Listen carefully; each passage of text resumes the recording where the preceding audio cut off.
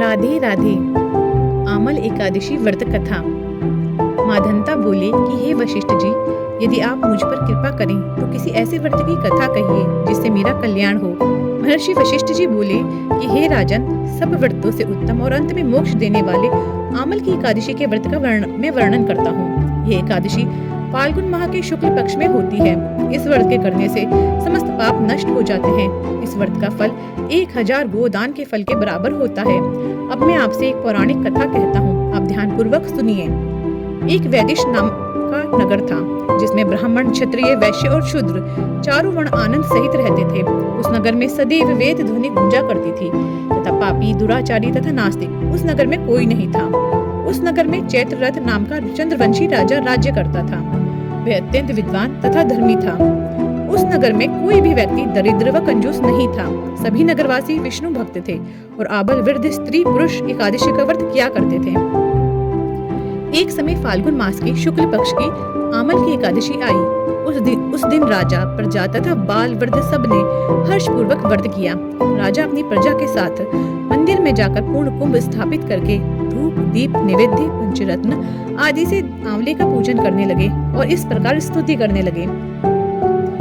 हे धात्री, तुम ब्रह्म स्वरूप हो, तुम ब्रह्मा जी द्वारा उत्पन्न हुई हो और समस्त पापों का नाश करने वाले हो। तुमको मेरा नमस्कार है। अब तुम मेरा आराध्य स्वीकार करो। तुम श्री रामचंद्र जी द्वारा सम्मानित हो। मैं आपकी प्रार्थना करता हूँ, अतः आप मेरे समस्त पापों का नाश करो। उस मंदिर में सबने रात्रि को जागरण किया। रात के समय वहाँ एक बहेलिया आया जो अत्यंत पापी और दुराचारी था। वह अपने कुटुंब का पालन जीव हत्या करके किया करता था। भूख और प्यास से अत्यंत व्याकुल वह बहेलिया इस जागरण को देखने के लिए मंदिर के एक कोने में बैठ गया और विष्णु भगवान तथा एकादशी महात्म्य की कथा सुनने लगा।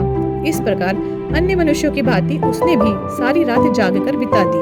प्रातःकाल होते ही सब लोग अपने घर चले गए तो बहेलिया भी अपने घर चला गया। घर जाकर उसने भोजन किया। कुछ समय बीतने के पश्चात उस बहेलिये की मृत्यु हो गई। मगर उस आमल की एकादशी के व्रत तथा जागरण से उसने राजा विदुरथ के घर जन्म लिया और उसका नाम वसुरथ रखा गया। युवा होने पर वह चतुरंगी सेना के सहित तथा धन धान्य से युक्त होकर 10,000 ग्रामों का पालन करने लगा।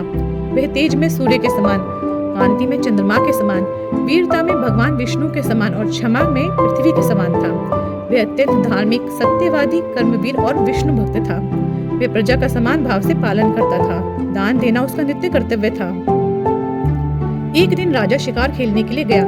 देव योग से वह मार्ग भूल गया और दिशा ज्ञान न हो रहने के कारण उसी वन में एक वृक्ष के नीचे सो गया। थोड़ी देर बाद वहाँ पहाड़ी म्लेच्छ वहाँ आ गए और राजा को अकेला देखकर मारो मारो शब्द करते हुए राजा की ओर दौड़े। म्लेच्छ कहने लगे कि इसी दुष्ट राजा ने हमारे माता, पिता, पुत्र, पौत्र आदि अनेक संबंधियों को मारा है तथा देश से निकाल दिया है, अतः इसको अवश्य मारना चाहिए। ऐसा कहकर वे म्लेच्छ उस राजा को मारने दौड़े और अनेक प्रकार के अस्त्र शस्त्र उसके ऊपर फेंके। वे सब अस्त्र शस्त्र राजा के शरीर पर गिरते ही नष्ट हो जाते और उनका वार पुष्प के समान प्रतीत होता। अब उन म्लेच्छों के अस्त्र शस्त्र उल्टा उन्हीं पर प्रहार करने लगे, जिससे वे मूर्छित होकर गिरने लगे। उसी समय राजा के शरीर से एक दिव्य स्त्री उत्पन्न हुई। वह स्त्री अत्यंत सुंदर होते हुए भी उसकी भ्रुकुटी टेढ़ी थी। उसकी आंखों से लाल लाल अग्नि निकल रही थी, जिससे वह दूसरे काल के समान प्रतीत होती थी। वह स्त्री म्लेच्छों को मारने दौड़ी और थोड़ी ही देर में उसने सब म्लेच्छों को काल के गाल में पहुंचा दिया। जब राजा सोकर उठा तो उसने म्लेच्छों को मरा हुआ देखकर कहा कि इन शत्रुओं को किसने मारा है?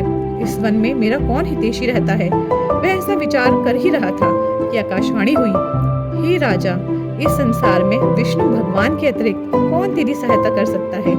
इस आकाशवाणी को सुनकर राजा अपने राज्य में आ गया और सुखपूर्वक राज्य करने लगा। महर्षि वशिष्ठ बोले कि हे राजन, यह आमल की एकादशी के व्रत का भाव था। जो मनुष्य इस आमल की एकादशी का व्रत करते हैं वे प्रत्येक कार्य में सफल होते हैं और अंत में विष्णु लोक को जाते हैं। बोलिए विष्णु भगवान की जय, माता लक्ष्मी की जय, एकादशी माता की जय। एकादशी माता की आरती।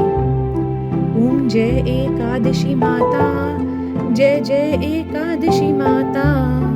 विष्णु पूजा व्रत को धारण कर शक्ति मुक्ति पाता।